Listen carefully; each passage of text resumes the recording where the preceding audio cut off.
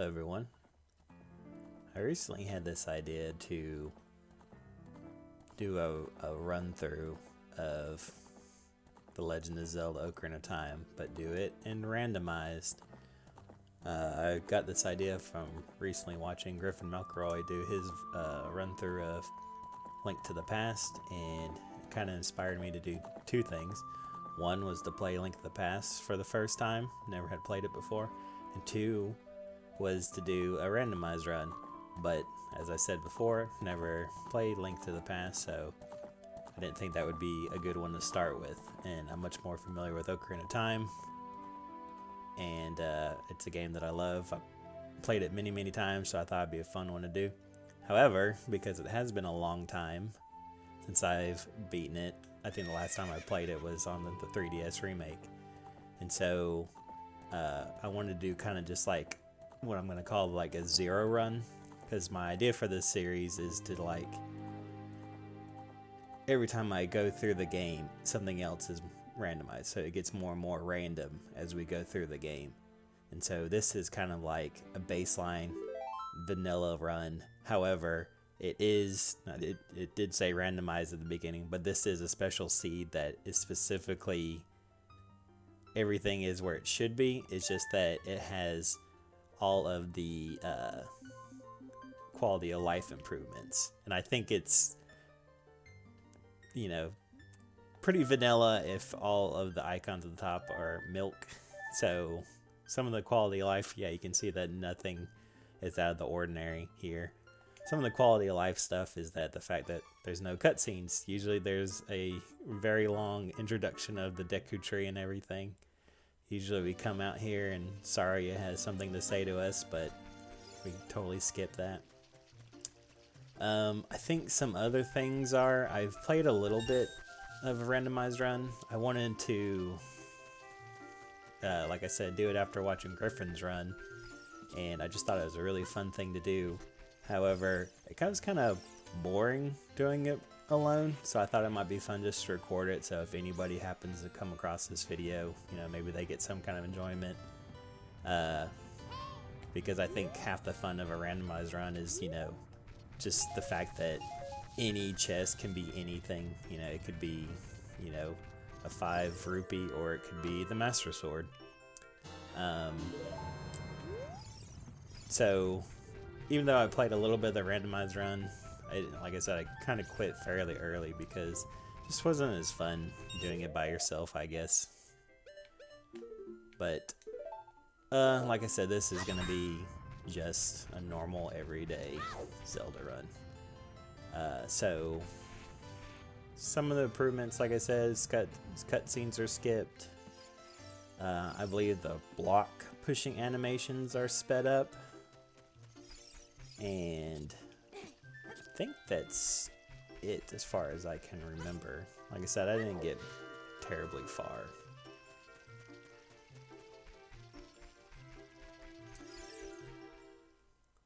Ocarina of Time is the first game that I was invested enough to beat 100% all the way through. I think I was like 10 years old when I finally beat it, so I was like at that perfect age of being, caught up in it. I had a bunch of friends that got it like way before me, and I remember going to school and they were just constantly talking about this new game, and I had never played a Zelda game up to that point, so it was all kind of like foreign language. And I remember them coming in, and I can't remember what they said at this point, but they were like, oh, I finally beat this temple or found this item. And like I said, I was just completely at a loss. I had no idea what they were talking about.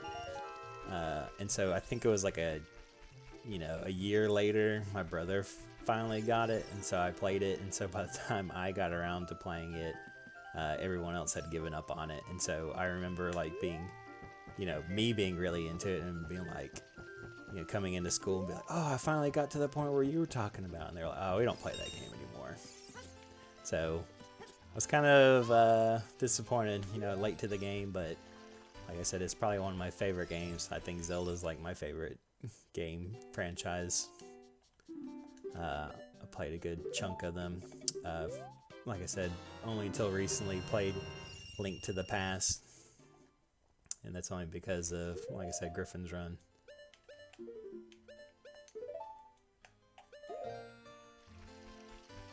Let's see. I can't remember. Okay, no, I still have to talk to him. I was thinking he might have already moved out of the way. Okay, so there's still some talking, unfortunately.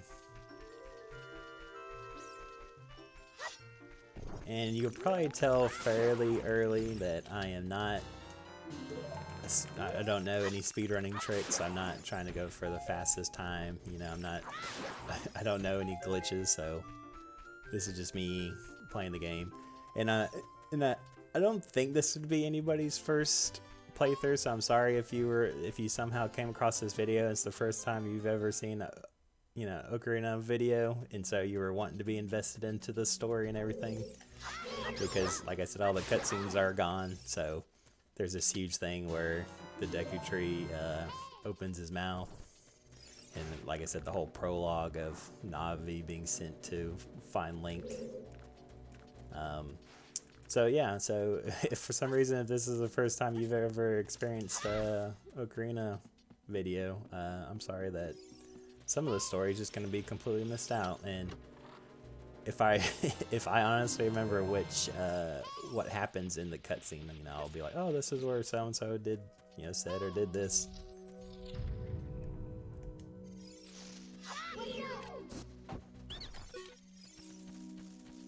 So this guy's probably gonna, yeah. So unfortunately, not all of the talking is skipped out. I did try to record this in the vanilla, the actual real game, and it ended up being a really long video just because of the how much talking there was, especially like I said in the very beginning. So I'm kind of curious to see how this video turns out, and hopefully it's much more bearable, because, you know, I'm not a professional YouTuber. I don't think I do a very good job of just talking endlessly.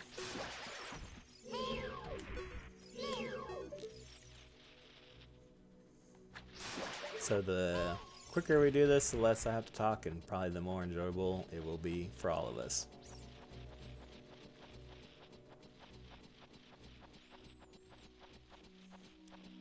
I remember when I don't think I had beaten the game, but I remember being fairly into it. And again, one of my cousins had gotten the game way before me, and I remember at some point I went over to his house and he was at the Deku Tree, and this was before I had the game. And so, you know, at some point after that, I had gotten the game and had played it, and the next time I went over to his house, you know, I was like, oh, well, where are you at? Because, you know, I've gotten the game much later than you. You've had way more time to get through it. So where are you at? And he's like, oh, I'm still at the Deku Tree. And I think it's one of those things where it's like he kind of probably just hit a wall, didn't know what to do. And if I had to guess, it's this one point coming up that I'll point out that I kind of struggled with as a kid, because it's one of those things is you don't really know the mechanics that well. You don't see the puzzle or the solution to the puzzle very easily.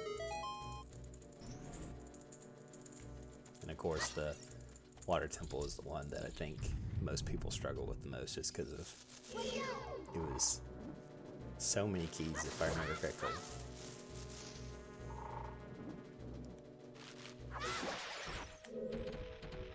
Alright, I have a tendency to mess this up, so we'll see if I get it on the first go. And okay, thank God. For some reason, somehow I usually hit it in just the right spot where it bounces. So I have to climb all the way back up there. But thankfully, I did not mess that up.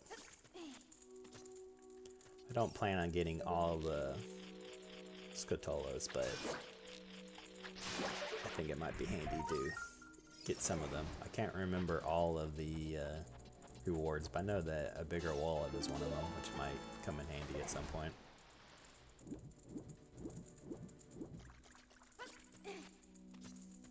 yeah, like I said earlier, I did as a child 100% the game, and it was mostly through effort. I think there was at one point I went on vacation with a friend, and my parents gave me like $40 to spend on souvenirs, and I spent 20 of the $40 on a walkthrough guide because I couldn't find the last bottle. So I had, if I remember correctly, I did all of it except for the last bottle. I couldn't find out, or I couldn't figure out where all the pose were. I think they're called like the golden pose or gold pose. And I did all that because there was a rumor that if you beat the game 100% without dying, you could play as Zelda. And so I remember specifically doing it without dying. I think, you know, I died a couple times, but I just reset the game so that, you know, the death count didn't count it. And I was severely let down, but I still have the cartridge I did it on. I guess it's like my earliest claim to fame. Like I said, this is the first game I ever beat, and not only that, beat it 100%, collected, as far as I know, every item. I don't think there was like any secret things. Oh yeah, you can tell that's much faster than it should have been.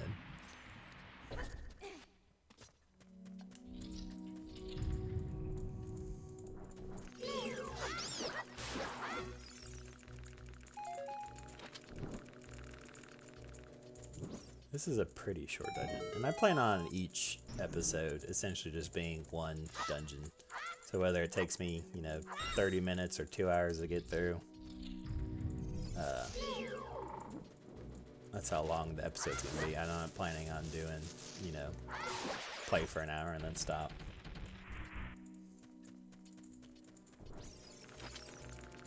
Let's see. I think it's, yeah, it's this way.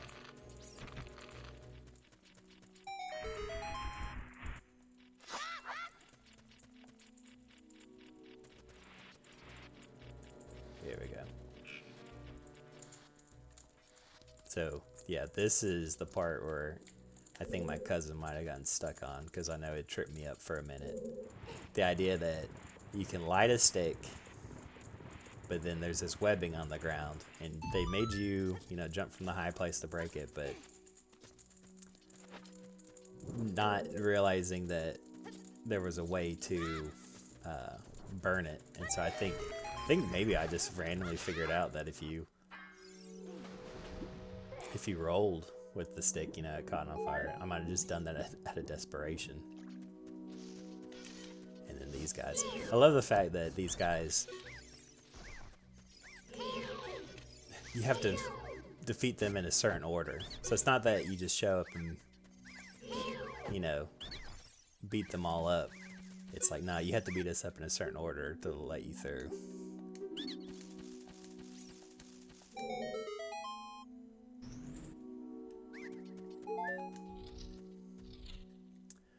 Alright. See how quickly I can do this. I remember as a kid being able to do this in one stun, I guess you'd call it, where you stun her once, and I was able to, I guess, just hit her enough, but for some reason I haven't been able to replicate it.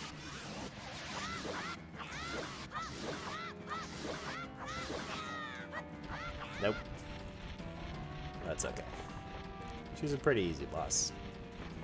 Zelda games love to do the big glowing, please attack this giant eye.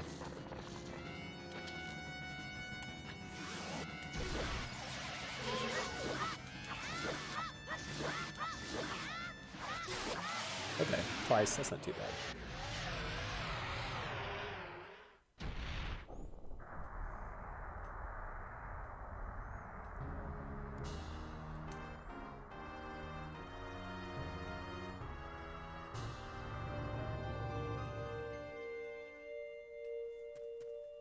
Alright, so that's one down.